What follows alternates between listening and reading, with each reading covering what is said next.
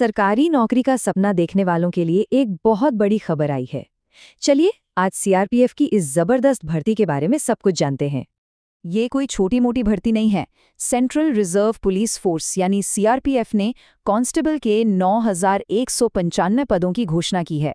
ये हजारों नौजवानों के लिए एक सुनहरा मौका है। देखिए, ये एक ऐसा मौका है जो जिंदगी बदल सकता है। लेकिन सावधान, एक बहुत छोटी सी चूक है जो सारे सपनों पर पानी फेर सकती है। हम आपको बताएंगे कि उस एक गलती से कैसे बचना है, पर थोड़ी देर में। तो चलिए सबसे पहले इस बड़े अवसर की गहराइयों में उतरते हैं और देखते हैं कि इसमें क्या-क्या है। पहली बात तो ये कि ये सिर्फ एक नौकरी नहीं है, बल्कि एक स्थिर करियर है। लेवल 3 के वेतनमान के साथ, मतलब शुरुआती सैलरी ही 21,700 से शुरू होकर 69,100 रुपए तक जा सकती है। अब यहाँ पदों का विवरण देखिए। ज्यादातर पद यानी करीब 9,096 तकनीकी और ट्रेड्समैन भूमिकाओं में पुरुषों के लिए हैं, लेकिन महिलाओं के लिए भी 79 पद हैं और साथ ही पायोनियर विंग के लिए भी 20 पद रखे गए हैं। चलिए आगे बढ़ते हैं और देखते हैं कि ये अवसर किसके लिए है, मतलब कौन-कौन इसके लिए आवेदन कर सकता है। तो सबसे पहली और ज़रूरी चीज़ है उम्र। यहाँ 2 अलग-अलग आयु सीमाएं हैं। कांस्टेबल ड्राइवर के पद के लिए उम्र 21 से 27 साल के बीच होनी चाहिए। वहीं दूसरे ट्रेड्स जैसे कुक, मोची वगैरह के लिए उम्र 18 से 23 साल तय की गई है। अच्छा, अब शिक्षा की बात करते हैं। कम से कम 10वीं पास होना तो ज़रूरी है ही, लेकिन कुछ खास तकनीकी भूमिकाओं के लिए अतिरिक्त योग्यताएं भी चाहिए।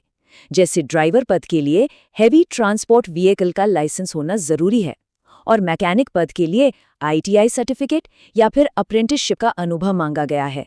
दिमागी तौर पर ही नहीं, बल्कि उम्मीदवारों को शारीरिक रूप से भी फिट होना होगा। तो आइए देखते हैं कि इसके लिए क्या मानक तय किए गए हैं। हाँ, एक ज़रूरी बात, कुछ विशेष समुदायों और क्षेत्रों के उम्मीदवारों के लिए शारीरिक मानकों में छूट भी दी गई है। जैसे कि आप देख सकते हैं, ऊंचाई और छाती की माप की आवश्यकताएं उनके लिए थोड़ी अलग हैं। यदि कोई उम्मीदवार इन सभी शर्तों को पूरा करता है, तो उसे एक चुनौतीपूर्ण 6 चरणीय यात्रा से गुजरना होगा। चयन प्रक्रिया को इन 6 खास चरणों में बांटा गया है। ये शारीरिक परीक्षण से शुरू होती है, फिर शारीरिक मानक परीक्षा, उसके बाद कंप्यूटर आधारित परीक्षा यानी सीबीटी, फिर ट्रेड टेस्ट, दस्तावेज सत्यापन और आखिर में मेडिकल जांच पर खत्म होती है। हालांकि हर चरण को पास करना बहुत ज़रूरी है, लेकिन एक बात समझ लीजिए, अंतिम मेरिट सूची सिर्फ और सिर्फ ऑनलाइन कंप्यूटर टेस्ट के अंकों के आधार पर ही तैयार की जाएगी।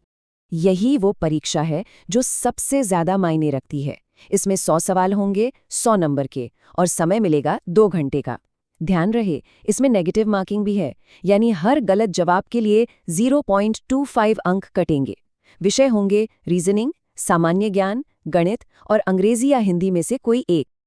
तो अगर कोई उम्मीदवार योग्य है और परीक्षा के लिए भी तैयार है, तो अगला कदम क्या है? आइए अब आवेदन प्रक्रिया पर एक नज़र डालते हैं। ऑनलाइन आवेदन करने के लिए पूरा 1 महीने का समय है। तारीखें बहुत ज़रूरी हैं, याद रखिएगा, 20 अप्रैल 2026 से लेकर 19 मई 2026 तक। सामान्य, ईडब्ल्यूएस और ओबीसी श्रेणियों के पुरुष उम्मीदवारों के लिए आवेदन शुल्क सिर्फ 100 रुपये है। लेकिन अच्छी खबर ये है कि सभी महिला उम्मीदवारों, साथ ही एससी, एसटी और भूतपूर्व सैनिकों को आवेदन शुल्क से पूरी तरह छूट दी गई है। उनके लिए ये फॉर्म एकदम मुफ्त है। और अब सबसे ज़रूरी सलाह, ताकि ये सुनिश्चित हो सके कि सारी मेहनत रंग लाए। एक बार फिर याद दिला दूं कि शारीरिक और दूसरे टेस्ट आपको सिर्फ दौड़ में बनाए रखते हैं। असली फैसला तो कंप्यूटर आधारित परीक्षा यानी सीबीटी के अंकों से ही होगा। वही आपकी अंतिम मेरिट सूची तय करेगा। और अब उस सबसे बड़े सवाल पर वापस आते हैं जो हमने शुरू में उठाया था। वो कौन सी एक गलती है जो आवेदन को तुरंत बिना किसी सुनवाई के रद्द कर सकती है? ये देखिए, आधिकारिक सूचना में ये चेतावनी बड़े बड़े अक्षरों में दी गई है। साफ साफ लिखा है कि ऑनलाइन फॉर्म में बताए गए अधिवास राज्य यानी डोमिसाइल स्टेट और बाद में जमा किए गए डोमिसाइल सर्टिफिकेट के बीच अगर कोई भी अंतर पाया गया तो आवेदन तुरंत रद्द कर दिया जाएगा। चलिए इसे बिल्कुल स्पष्ट कर देते हैं।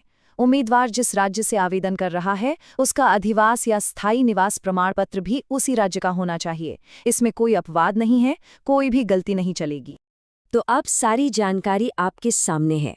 9,000 से ज़्यादा नौकरियों में से एक किसी की हो सकती है। तो सवाल यह है कि क्या उम्मीदवार इस चुनौती के लिए तैयार हैं? क्योंकि पहला कदम अब शुरू होता है।